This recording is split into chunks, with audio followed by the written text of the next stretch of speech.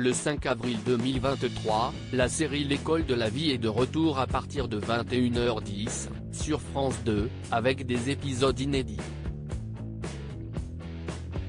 Dans cette deuxième saison, les téléspectateurs pourront suivre les aventures d'Alexandra Delage, Julie Debona, une professeure de français et de théâtre très investie dans la vie de ses élèves.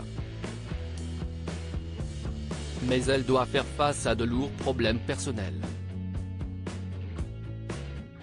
Mélanie Page y incarne quant à elle Sandrine Joubert, une professeure de mathématiques un peu déjantée. Elle était donc conviée sur les ondes de Sud Radio ce mardi 4 avril pour faire la promotion de la fiction.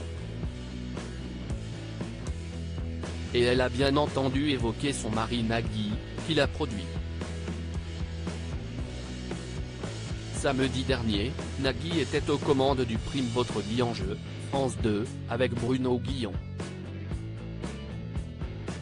Et il a confié que, pour économiser de l'eau, il prenait sa douche le temps d'une chanson. L'animateur de Sud Radio a donc souhaité savoir ce qu'il écoutait à ce moment-là. Il écoute beaucoup de rock, on ne va pas se mentir. Dès le matin, ça part fort, a donc révélé Mélanie Page.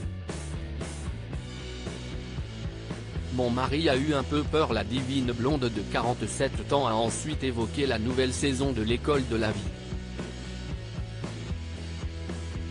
Un rôle de composition puisque Sandrine Joubert est autoritaire et psychorigide. Une personnalité loin d'elle. Elle avait pour condition de ne jamais sourire, ce qui n'était pas toujours simple. L'animateur lui a ensuite demandé s'il n'y avait pas eu de jalousie de la part de son mari car son partenaire de jeu Bruno Sanchez a quand même un corps incroyable. Mon mari a eu un peu peur, a alors plaisanté la maman de Roxane, 2004, Annabelle, 2008, et Adrien, 2012. En parlant de Nagui, il a été rappelé que le présentateur phare de France 2 était le producteur de la série. Il intervient beaucoup avant et après.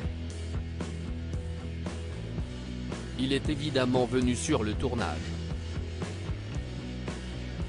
Je lui ai un peu dit de ne pas venir les jours où j'y étais pour ne pas être la femme du producteur. Si est un peu compliqué. Mais il est très passionné par son nouveau rôle de producteur de fiction, il adore ça, a alors précisé Mélanie Page. Une demande que son cher et tendre a, on l'imagine, respectée.